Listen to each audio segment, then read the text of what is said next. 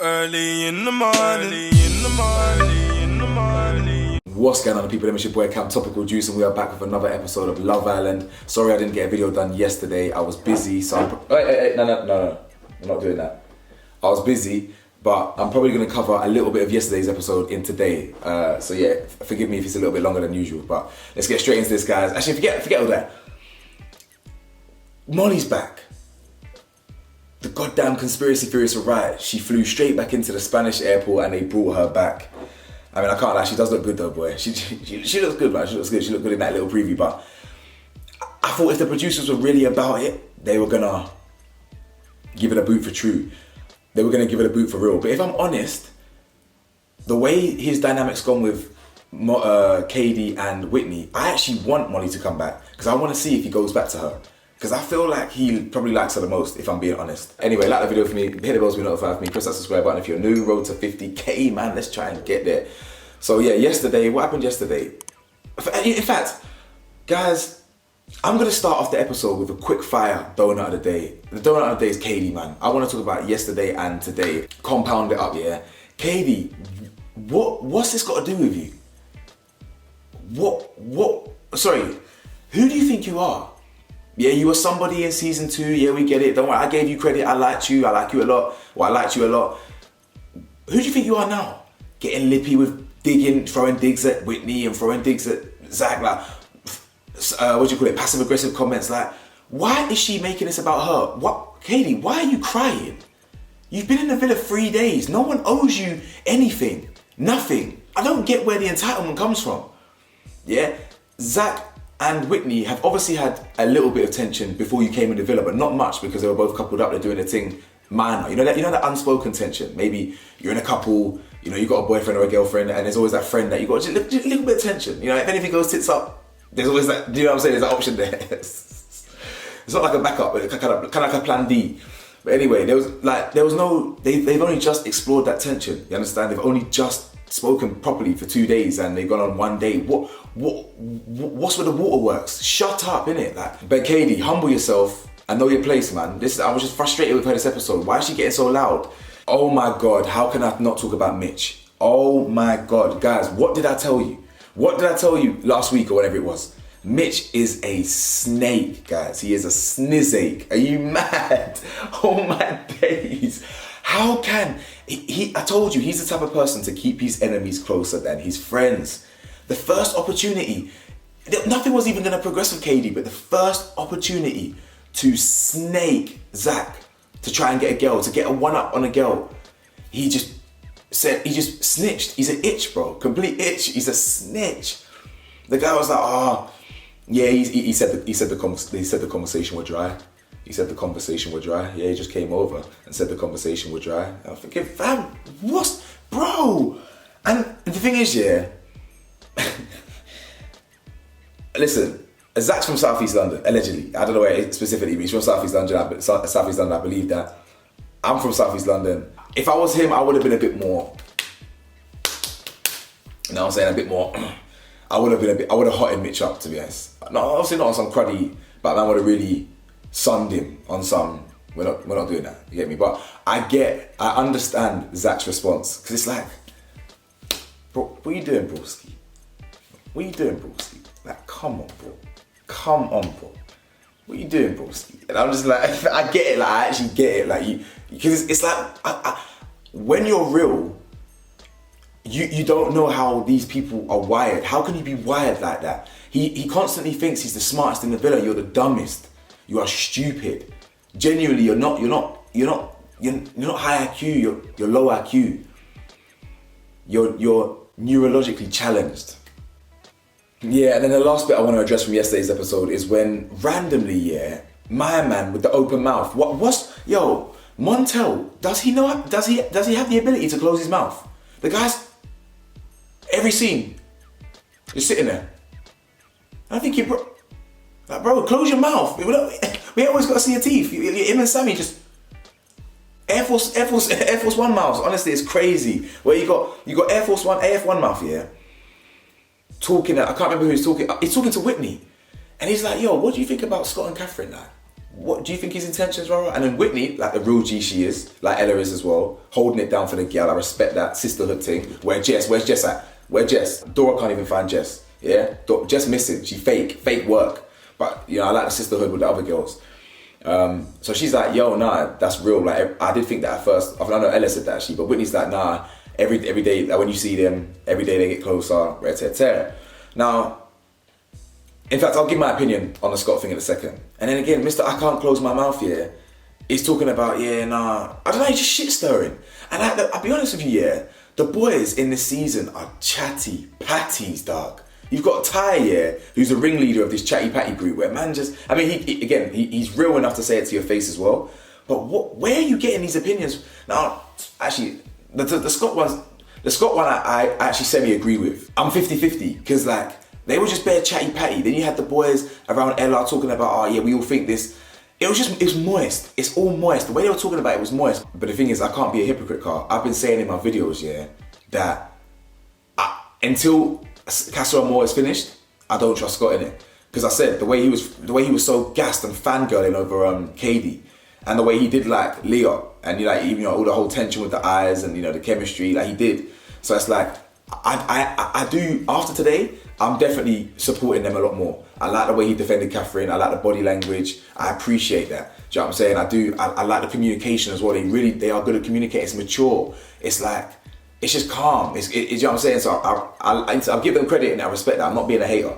I don't want Catherine getting hurt again, you get me? But he's way better than Zach ever was. So yeah, it is what it is. I hear them. But all the chatty pattiness was embarrassing, and like Ty, I mean, this ties into to today's episode when Ty, in fact, let's talk about it now. When they're around the fire pit, Carl, Scott, I respect this approach. He gathered everyone around the fire pit. He said, yo, if you got something to say, let's air it out right now. And KD shook one. I wasn't there, all this. Shut up, man. Just stay silent then. Why you gotta get you shut up in it? Then you've got Tyreek again. He thinks he's the ringleader, because he is the ringleader. Getting gassed, talking about, this is what I say this, I'm consistent. Every season I say this, no matter what show it is. I don't like when someone speaks for the villa. I don't like when someone says, it wasn't just me that thinks that. So-and-so said it, or so-and-so, it's moist. Ty, you're moist for that. It's proper, it's wet. I don't respect that. Now, obviously, no one was piping up, so I feel like he was actually the spokesman for the villa, so I kind of see why he did that. But at the same time, it's just moist. If you got something to say, speak for yourself. Yeah, don't do all that, only Catherine, Ella, and whoever didn't say nothing about you. The rest of us are like, and what? If everyone said the sky was green, does that make it true? Nah, shut up, man. What are you talking about? That's what I don't. That mentality, I don't like that. You're wrong for that. Still, it's moist. You know.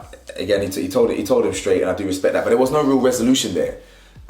They never really explained. I think it was Sammy. I think Sammy was the one that actually explained it. To be fair, Sammy in his defense actually explained. I don't really get where this came from. But again, we don't see what they see. We really don't see what they see. But Sammy alleges that he wanted Leah and KD, but he just never really went that. It wasn't really that thing because, I mean, if KD, because KD has said Mitch was her top, innit? Sorry, she said Mitch, Scott. Sorry, KD said Ty, Zach, and Mitch were her top three. If she had said Scott, what would he have done?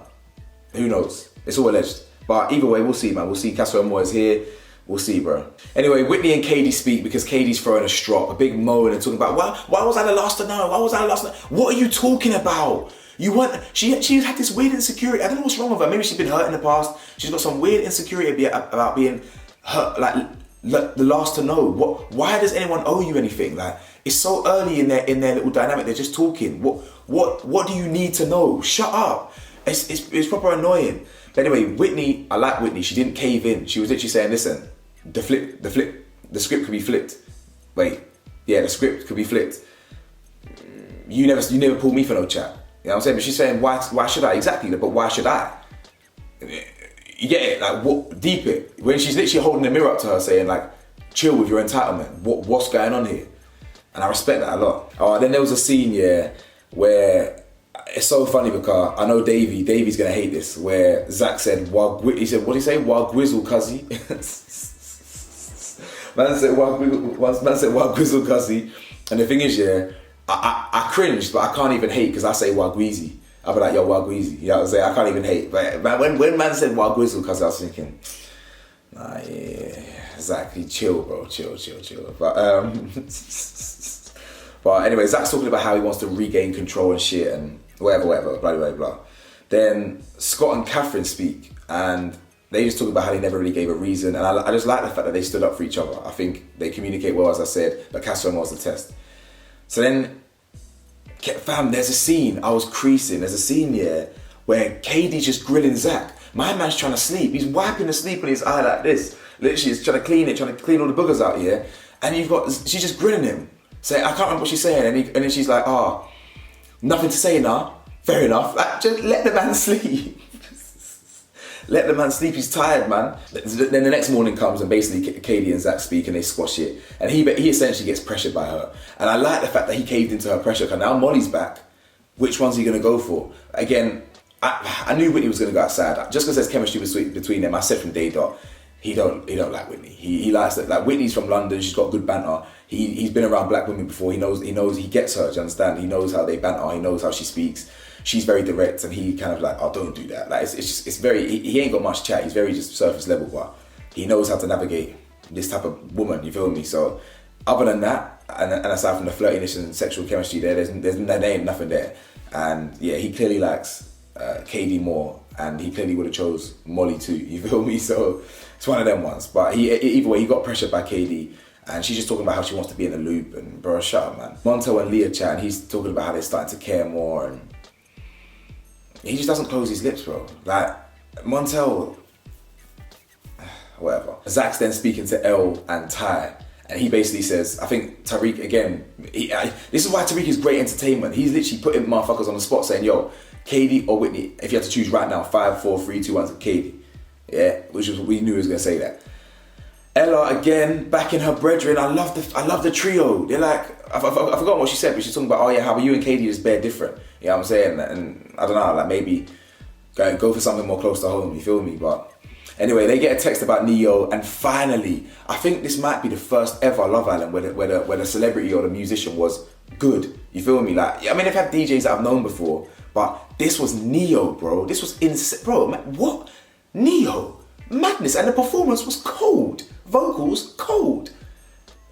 Top tier, man. Whitney's killing me. She's talking about, hey mom, shout at us. Like, she's so funny, man. The CASA AMOR announcement, yeah, guys, was smooth. Was very, very, very smooth. When he said, I just need the ladies, yeah, I thought, weird, but we'll see in it. I did not think CASA AMOR. I did not think Neo was just gonna send them gal off, literally packing their bags, like sending your kid off to boarding school or something, just said cheerio, like Harry Potter and these things on the train, waving them off. Madness, oh my days. And then obviously they bait the ting. I wish they had the composure, yeah, not to scream. I know I'm being a bit of a hater here, yeah, but I wish they didn't, because if they composed themselves, yeah, and got in, the man they wouldn't have clocked for time. They would have been like, yo, what's going on? Then they would have been baffed. But because they screamed, they baited the ting, then obviously they sprinted out, clocked, and then very quickly they knew, it's CASA AMOR, because the other villa came on, you feel me? But yeah, madness. That was a very, very smooth entrance. Now, guys, obviously before the lads come in here, the girls are talking about what happens in CASA. And again, this is interesting mentality from the girls there. You know, going in open-minded, trying to, you know, taking the experience. What happens in CASA stays in CASA. All that jargon. If anyone moves mad, I'm gonna hold you accountable. The ladies, yeah, I know they get gassed. I know what it is. It's like on a ladies' holiday, lads' holiday. I get it. Like, you're hyped. It's a chance to be kind of a little more freer than you usually be. Obviously loyal and that, but a chance to be freer. But guys, you can't say that. You can't say that, ladies, because when I'll remember this now. I'll call you up when, like last season, when the girls were being hypocritical. Even though, to be fair, it's the men that's moving mad this season more time. Definitely, normality resumes. But I'll remember that. You know, when the girls are trying to call out the man, them, what happens in CASA stays in CASA. You feel me? Like, but I get it. They're gassed. I might give them a little pass, but still. Ty and Zach speak, and this clown says she don't trust me. So she's probably gonna move mad because she thinks I'm gonna move mad. Obviously, a lot of ladies, yeah, they don't understand. Men and women, they think different, fundamentally. Most women will not understand the deeper meaning of what he's talking about. This is the self-sabotage that he means, that we speak of. Like on the surface, it's just like this guy's an F-boy, he's just toxic. What kind of and it is that, but if that's a symptom of the self-sabotage, that's a symptom of something deeper. Whatever life has thrown at him, whatever. You get me? So I just get it. I get it, but it's just like, bro, come on, like come on. Ella's giving you so much reassurance in terms of like her behavior, her actions. The evidence is there.